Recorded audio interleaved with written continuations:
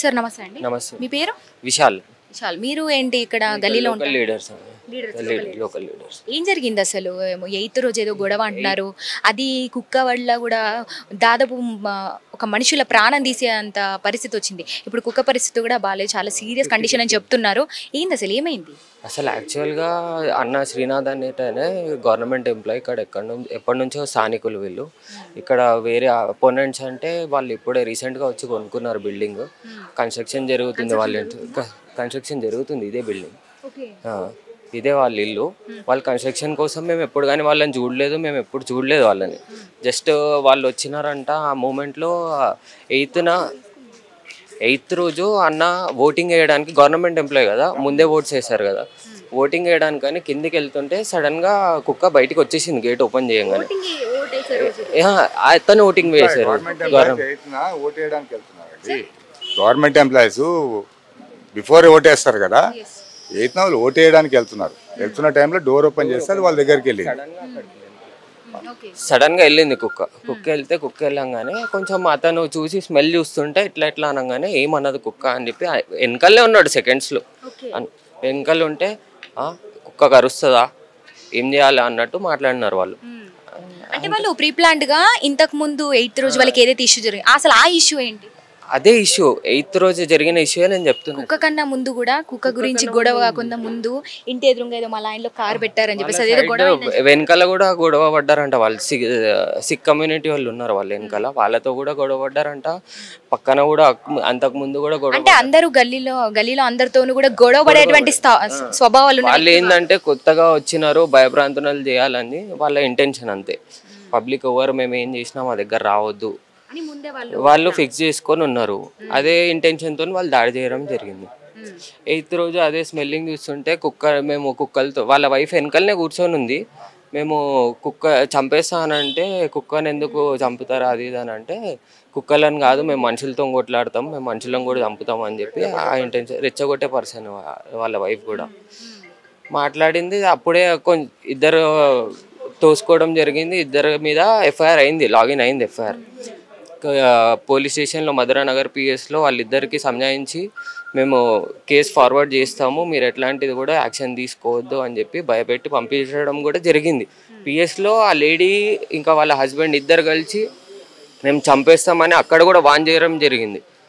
ఇక్కడ స్థానిక పోలీస్ వాళ్ళ ముందే అక్కడ స్థానిక ఏఎస్ఐ గారు ఉండి, హెడ్ కానిస్టేబుల్ గారు ఉండి వాళ్ళు అన్నారు అప్పుడే, మీరు ఇక్కడనే ఇంత మాట్లాడుతున్నారు రూడ్గా, మరి అక్కడ బిహేవియర్ ఎట్లుందో మీది, మీరు వచ్చి మళ్ళీ వాళ్ళపైనే చెప్తున్నారు అన్నట్టు వాళ్ళ దగ్గర అయింది. అంతా అయిపోయింది. దాని తర్వాత వచ్చేసారు. ఇక ఎలక్షన్ మూమెంట్ ఉందని కొంచెం కేసు డీలే ఉండే.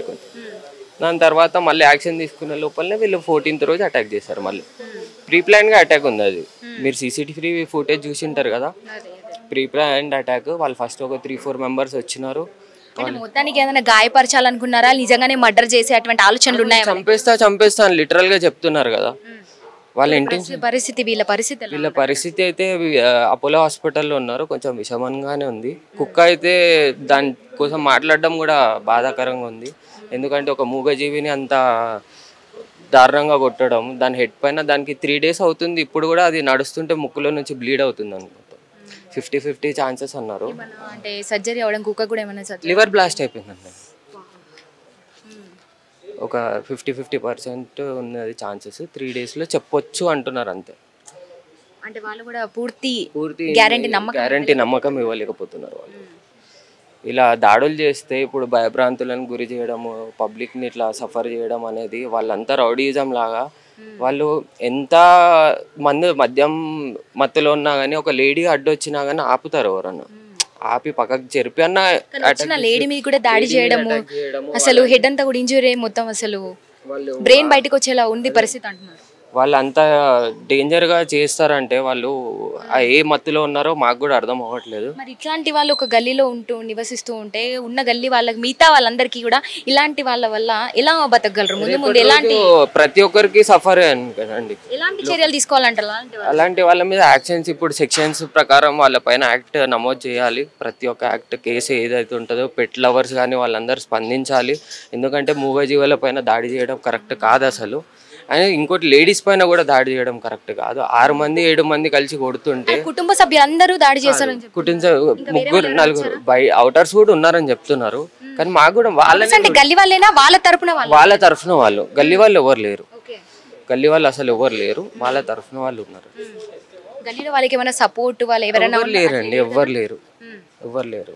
సో అవుటర్స్ ని తీసుకొచ్చి కుటుంబ సభ్యులే కాకుండా అవుటర్స్ తో కూడా దాడి చేయించారు. అంత పెద్ద కట్టెలు తీసుకొని అసలు మనుషులను బతికుండాలనుకుంటున్నారా లేకపోతే చంపాలనుకుంటున్నారా అర్థం అవ్వట్లేదు.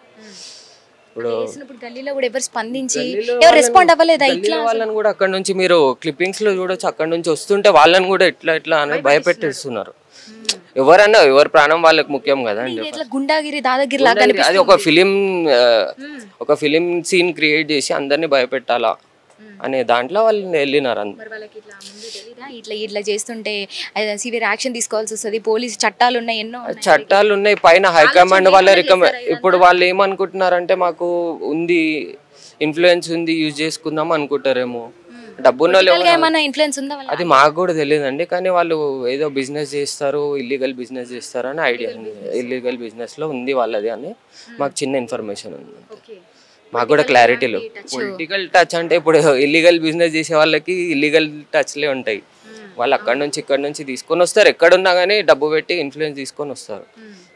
సో అంటే వాళ్ళకు బిజినెస్లు ఉన్నాయి, డబ్బు ఉంది అన్న ఒక అహంకారము, మమ్మల్ని ఎవరు ఏం చేయలే అన్నటువంటి ఒక పరిస్థితి ఏర్పడింది. అంటే ఇప్పుడు వాళ్ళు ఏదైనా బిజినెస్ ఇక్కడే చేయాలనుకుంటే ఇప్పుడు ముందే ఏదైనా సీన్ క్రియేట్ చేసి పబ్లిక్ ని భయం పుట్టించాలి. సో వాళ్ళు ఏంటంటే ఇంకోసారి ఏమైనా ఇన్సిడెంట్ చేసినా కానీ ఎవరు వాళ్ళని క్వశ్చన్ చేయొద్దు, వాళ్ళ ఇంటికి వెళ్ళి ఆ ఇంటెన్షన్తో వాళ్ళు ఉన్నారు. మరి వాళ్ళ నుంచి ఇప్పుడు వాళ్ళు ప్రస్తుతం ఎక్కడ అంటే యాక్షన్ తీసుకున్నారా వాళ్ళ మీద? కంప్లీట్ తీసుకున్నారు, రిమాండ్ అయ్యారు వాళ్ళు. రిమాండ్ అయ్యారు. ఎన్ని రోజుల పాటు ఉంచి మళ్ళీ ఏమన్నా వాళ్ళని బెయిల్ మీద బయట తీసి అట్లాంటివి ఏమైనా ఉన్నాయా? బెయిల్ రాకుండా కూడా మీరు చేసేటువంటి ప్రయత్నం చేస్తాం, మేము ప్రయత్నం చేస్తాము. మా సైడ్ నుంచి పెట్ లవర్స్ నుంచి ఉమెన్స్ ఆర్గనైజేషన్స్ ఉంటాయి కదా, వాళ్ళని కూడా మేము అప్రోచ్ అయ్యి వాళ్ళ తరఫున కూడా మేము హ్యూమన్ రైట్స్ అన్ని అప్రోచ్ అయ్యి మా ప్రయత్నం మేము చేస్తాం యాక్షన్ తీసుకోవడానికి. వాళ్ళ కుటుంబం సభ్యులందరూ రిమాండ్కి వెళ్ళారా? వాళ్ళు ముగ్గురు నలుగురు బ్రదర్స్. వాళ్ళ ఫ్యామిలీ పక్కన కూడా వాళ్ళ రిలేటివ్ హౌస్ ఉందంట. మళ్ళీ వాళ్ళు వీళ్ళు కలిసి అందరు టీనేజర్సే, వాళ్ళంతా పెద్ద ఏజ్ పెద్ద మనుషులు కూడా కాదు, 40 లోపలనే ఉంటారు, 35 ఆ ఏజ్లోనే ఉంటారు. ఏంటి అంటే మేము ఏం చేసినా ఉండొద్దు ఎవరు అనే క్వశ్చన్ రావద్దు. వాళ్ళ ఇంటెన్షన్ అది. మేము ఈరోజు భయపడితే నెక్స్ట్ మా దగ్గరకు వాళ్ళ ఒక్కరే పేరు తెలుసు అండి మాకు, ధనుంజయ్ ఒకటే తెలుసు. వాళ్ళు ఎవరు వాళ్ళ తరఫున ఎవరు మాకు తెలియదు. వీళ్ళు కదా శ్రీనాథ్ ధనుంజయ్. సో మొత్తానికి ఇప్పుడు వాళ్ళ పరిస్థితి బాలేదంటున్నారు, చాలా క్షీణంగా ఉంది అంటున్నారు. వాళ్ళు మళ్ళీ ఏమైనా డబ్బు చెల్లించడము అంటే మీరు అడిగారా? అంటే ఇప్పటివరకు వాళ్ళని అప్రోచ్ అవ్వడం ఏం జరగలేదు. ఇప్పుడు పోలీస్ వాళ్ళకి కంప్లైంట్ ఇచ్చాము. డిమాండ్స్ ఏమి లేవు మేడం. డిమాండ్స్ అంటే వాళ్ళకి చేసిన తప్పుకి శిక్ష పడాలి. దే షుడ్ సఫర్, అంతే. దే షుడ్ సఫర్, అదే మెయిన్.